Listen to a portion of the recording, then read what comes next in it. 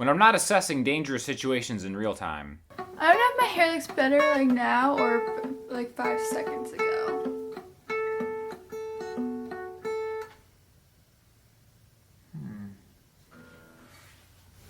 think it looks the same. You're Chad. I like to answer questions that I get on YouTube, so let's get to it. Rick Beato said to practice down, down, up, up, down, up, but how are you supposed to count that? 1, 2, and 3, and? Musical counting is the most important thing that a lot of people don't have down, a lot of people never talk about, and they never really get better. The most important thing probably, if you have ambitions to kind of like just, strum and play guitar, which I think are the majority of guitar players out there. So, yeah. Beato, great advice, as usual. Down, down, up, down, up. Does it sound like this?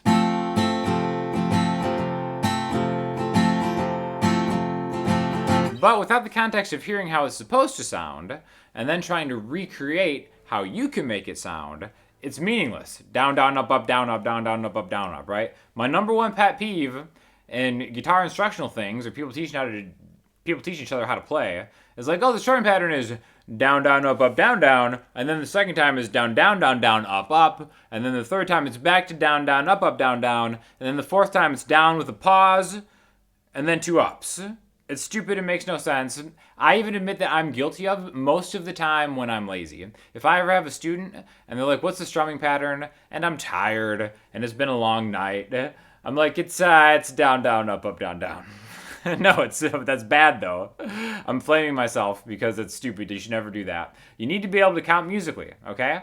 Now, what that means is if you count to 4, right? A 4 count is most 98% of music out there. The numbers are the word down. That in between, the offbeat, the word and, that's an upstroke, right? So, down, down, up is really 1 and 2 and 3 and 4 and 1 and 2 and 3 and 4 and 1 and 2 and 3 and 4 and 1 and 2 and 3 and 4 and. Now, the spirit of the question is, even if you're saying it in time, you wouldn't go 1, 2, and 4 and 1, 2, and 4 and. That's not really how we do things around here, okay? So I think the better way to explain strumming patterns and counting in general is to always say the downbeats. That's important. Even if you're not playing them, speak them accentedly, right? So 1 and 2 and 3 and 4 and 1 and 2 and 3 and 4 and. See, I'm still saying the 3, right? But I'm accenting it a little more like 1 and 2 and 3 and 4 and. Okay? That was probably a bad example of how I just did it there. But even if you're not going to play every single downstroke, still speak it or communicate it and be like, all right, it's 1 and 2 and 3 and 4 and 1 and 2 and 3 and 4 and 1 and 2 and 3 and 4 and 1 and 2 and 3 and 4 and 1 and 2 and 3 and 4 and get in the habit of thinking that way, where the count is always happening, right? It's always 1 and 2 and 3 and 4, and however you decide to accent the speaking of the count is how you should play the count, right? But if you see like professional guitar players strumming, usually they're just kind of keeping the time with their hand. I'm at the point where I'm not consciously thinking like 1 and 2 and 3 and 4 and 1 and 2 and 3 and 4 and. The tempo is just there, right? The pulse of the song is there, and then how you accent.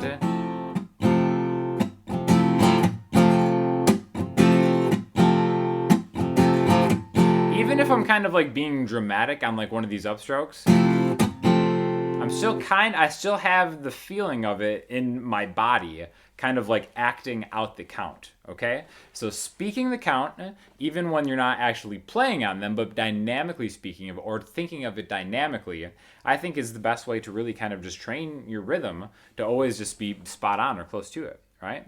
Again, leaving the downbeats out of the count, 1 and 2 and 4 and 1 and 2 and 4 and works. You can do that, but I think it's actually more difficult to do that than to just still say the ones you're doing and then but remember as you're doing it, because that action is still happening, that beat is still occurring, you're playing that pause is what some people call it.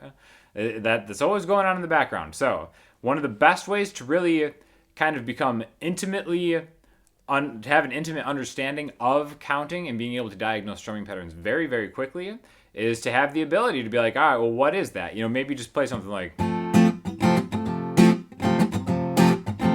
1, 2, 3, and 4, and 1, 2, 3, and 4, and 1, 2, 3, and 4, and 1, 2, 3, and 4. See how like on that 2 and that 4, I'm kind of getting a little more of a 1, 2, 3, and 4, and 1, 2, 3, and 4, right? To kind of really be able to act out the count with your hand, right? And kind of like how hard you're hitting it, the dynamic of it, how many strings you're choosing at the same time. Again, this is a lengthy, wordy explanation.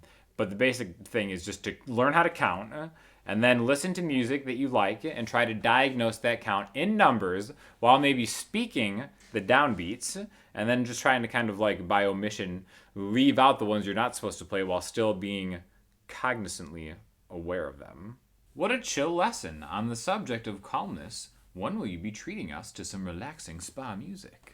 So if you did not know, me and Sean have been working on spa music over the past few weeks. It's been a stressful time. Yes. Even I, the unlimited fountain of joy that people see on this channel, I was a little down. News just like it's too much. It's too much with all the news and whatever, blah, blah, blah, blah, blah. COVID times, over it. We decided to put our skills in the studio to use for the power of good. How did we do that? We created spa music. We're turning into spa artists. Yes. Mm-hmm. And you can listen to our spa music on SoundCloud under Andrea and Sean. Right. Well, what you're listening to right now is also one of our early spa tracks. Yeah. So right now we just have it up on SoundCloud. Eventually it'll be up on like Spotify and everything. But this is just kind of like a new project because it has definitely calmed me just making this music. And then we listen back to it and we're instantly sleepy. Yeah, like it's literally free therapy and also just lullaby material. Yeah, so also we've got my guy Pasha on a couple of these.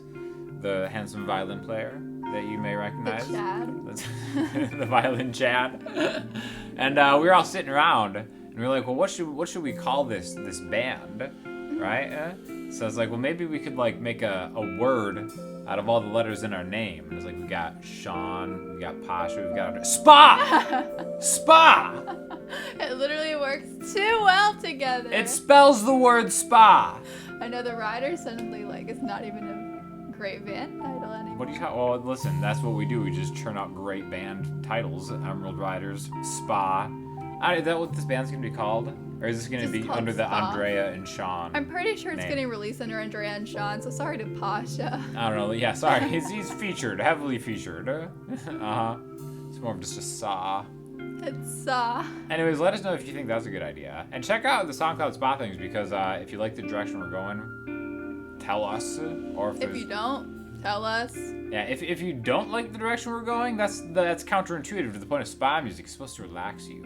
It is very relaxing. Chill. I would high-key recommend. I mean, listen to this. The Unencumbered Mind. Oh. It's my favorite track. That actually, my favorite part is coming up with titles for these songs because it's like so stupid.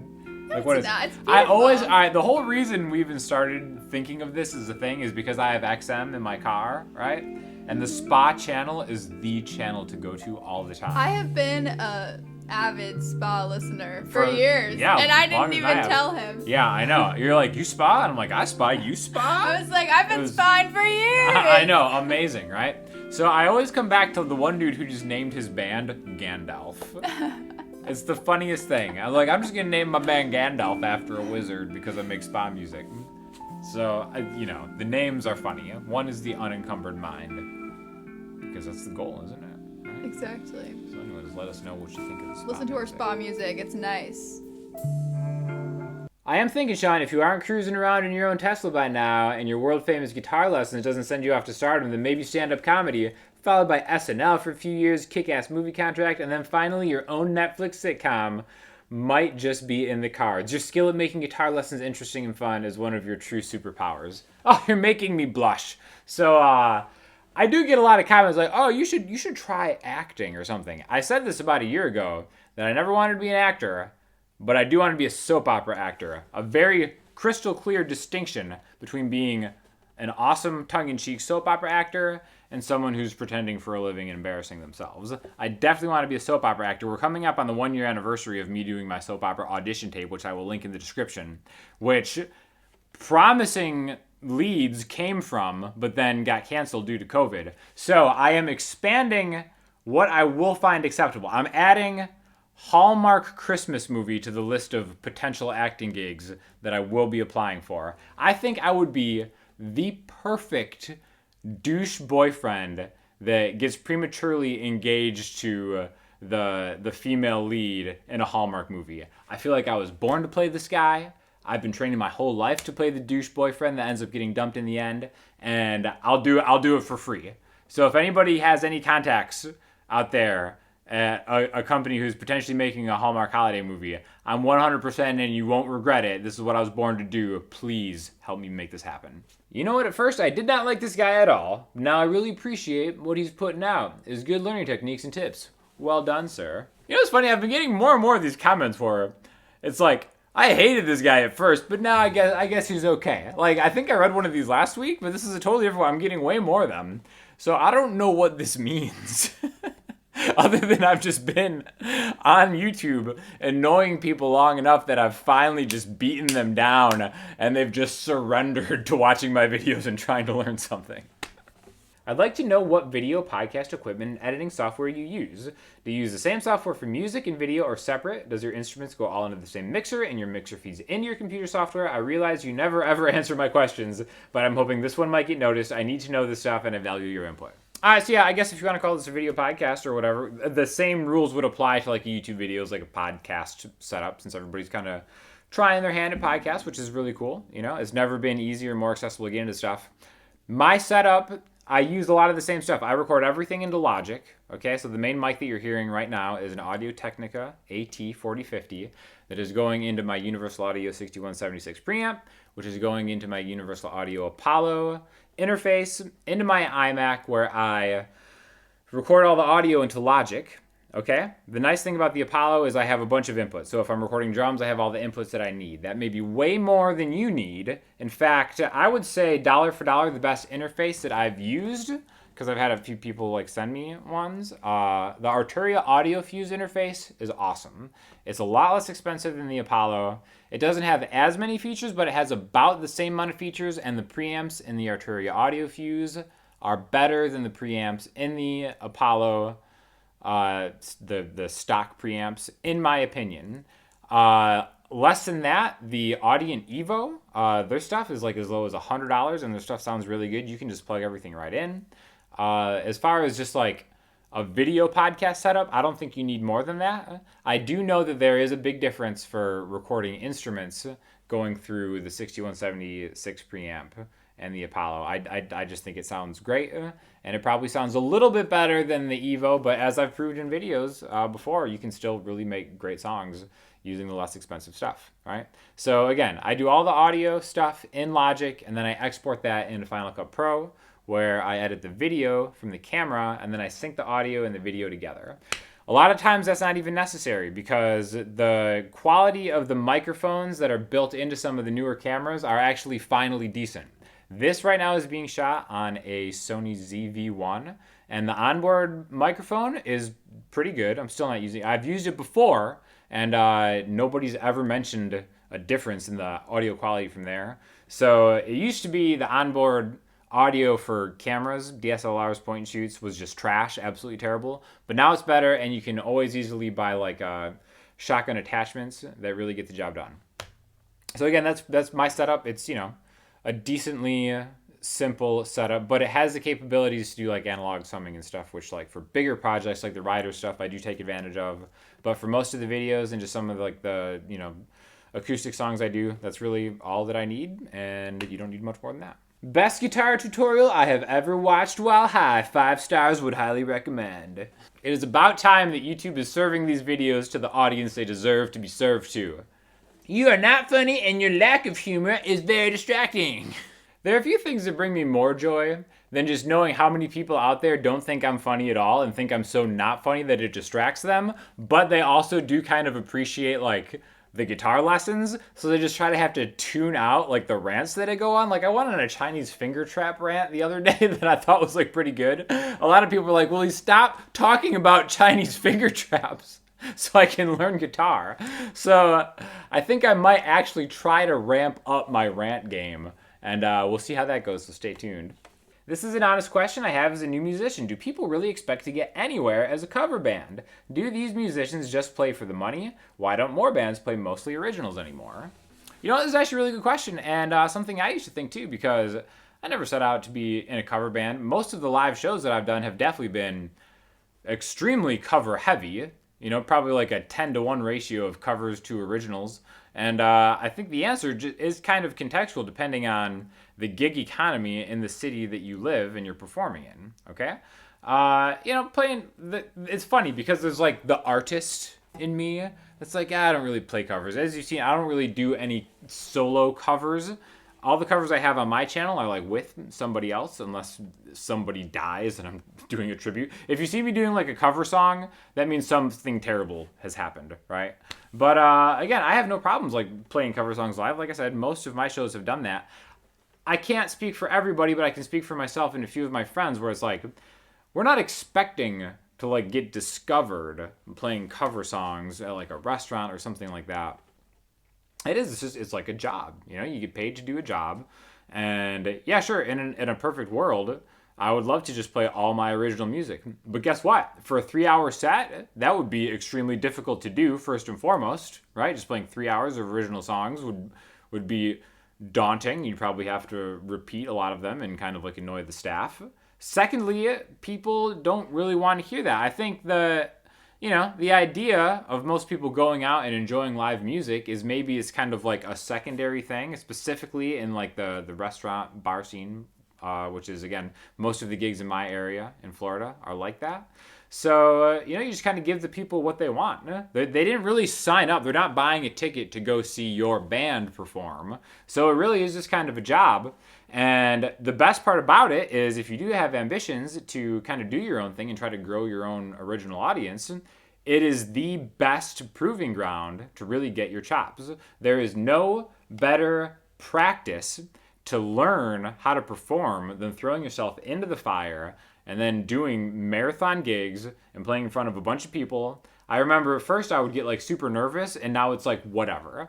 I clearly remember like the first, 5 shows before them, I was like super, super nervous. And I'm like, this feeling will never go away. Like the third show was not any less nervous than the second show. On and on and on. And then now I'm at the point like, whatever, I can just do a show. It's like no big deal at all, just because I've gone through the grind of just like playing all these cover shows, So again, really the best way to cut your teeth is just by kind of like doing these shows, I think.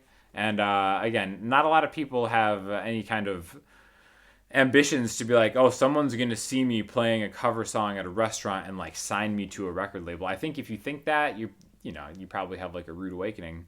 It's just a job like anything else, and it can be like a really great and a really fun job, but you just kind of have to see it for what it is. And that's just kind of my opinion on it. Listening home for this week, I'm going to go back to the past. The band Keane. I don't think I've ever done a shout out for Keane before, but their album Under the Iron Sea is super awesome. The reason that I'm thinking of this band is because one of my students wanted to learn a Keane song, Somewhere Only We Know. Great song that's been on the set list that I've had for a while now. But that was on the album before Under the Iron Sea, which I think is the superior album, just filled with pure pop bops. So as far as Britpop goes, Keane is where it's at. Let me know what you think in the comment section, and hit me up on Instagram, Twitter, the website, or my Patreon, and I'll talk to y'all soon. Thanks a lot.